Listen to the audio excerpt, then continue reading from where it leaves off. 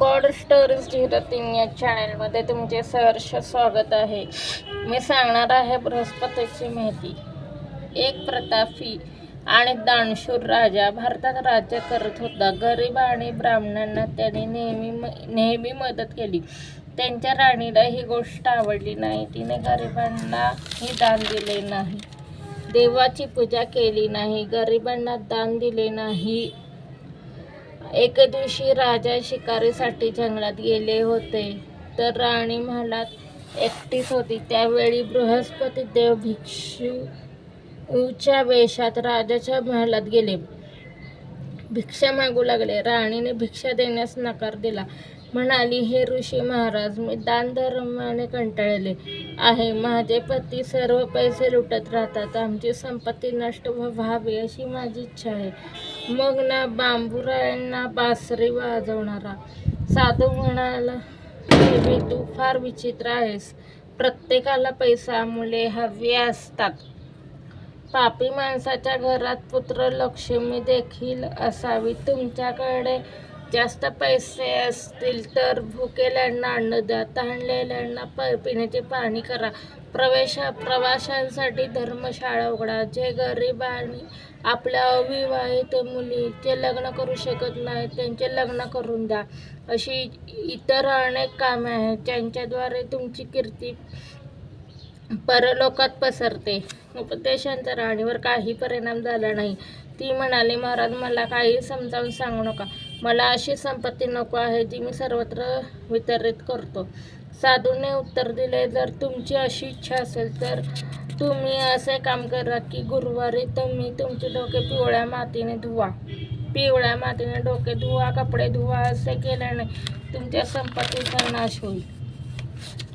असे बोलून साधू निघून जातो. साधूने सांगितल्याप्रमाणे राणीने 3 गुरुवार घालवले. तिची सर्व संपत्ती नष्ट झाली. राजाच्या कुटुंबाला अन्नाची आस लागली. एके दिवशी राजा राणीला म्हणाला, तू इथे थांब, मी दुसऱ्या देशात जातो. इथे मला सगळे ओळखतात, त्यामुळे कोणतेही छोटे काम करू शकत नाही. असे बोलून राजा परदेशात गेला. लाकूड तोडून शहरात विकायचा. अशा प्रकारे तो आपले जीवन व्यतीत करू लागला. राजा परदेशात जाता राणी दासी यांना दुःख वाटू लागले. एकदा राणी दासी यांना 7 दिवस अन्नाशिवाय जगावं लागलं. राणीच्या दासीला म्हणाली, हे दासी, माझी बहीण जवळच्या गावात राहते. ती खूप श्रीमंत आहे. तुम्ही त्यांच्याकडे जा, काहीतरी आणा जेणेकरून तुम्ही थोडे जगू शकाल. दासी राणीच्या बहिणींकडे गेली. त्या दिवशी गुरुवार होता आणि त्यावेळी राणीची बहीण गुरुवारच्या व्रताची कथा ऐकत होती. दासीने राणीचा निरोप बहिणीला दिला. राणीच्या बहिणीने प्रतिसाद दिला नाही. राणीच्या बहिणीकडून दासीला काहीच उत्तर मिळालं नाही. तेव्हा ती दुःखी झाली. दासीने सर्व प्रकारचे एकूण राणीला सांगितलं. हे एकूण राणीने नशिबाला दोष दिला. राणीच्या बहिणीला वाटले, माझ्या बहिणीची दासी आली आहे, परंतु मी तिच्याशी बोललो नाही म्हणून तिला दुःख वाटले असेल. कथा ऐकून पूजा संपवून तो आपल्या बहिणीच्या घरी आला आणि म्हणाली, बहीण, मी गुरुवारी उपवास करत होते. तुझी मोलकरीण माझ्या घरी आली, पण गोष्ट संपेपर्यंत तुटला नाही आणि तो बोलत नाही म्हणून मी बोललो नाही. तिने बहिणीला सांगितले, 7 दिवस काहीच खाल्ले नाही.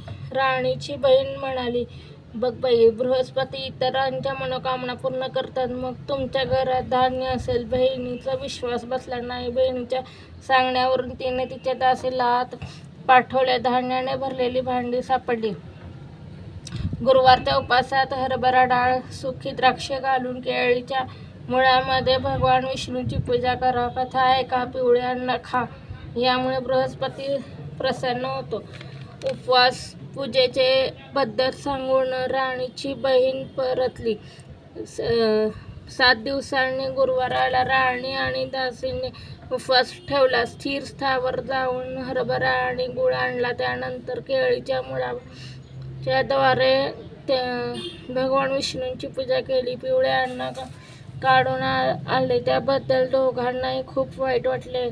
त्यांनी उपवास केल्यामुळे भगवान बृहस्पती त्यांच्यावर प्रसन्न झाले म्हणून त्याने एका सामान्य व्यक्तीचे रूप धारण केले. मलकरीनं ताटामध्ये सुंदर पिवळे अन्न दिले. अन्न मिळाल्यावर दासी खुश झाली. राणीचं अन्न घेऊन गेली. गुरुवारी उपवास पूजा करण्यास सुरुवात केली. बृहस्पतीने कृपा केली. त्यांच्याकडे संपत्ती आली. ही माझी छोटीशी माहिती तुम्हाला कशी वाटली सांगा. लाईक करा, शेअर करा, सबस्क्राईब करा.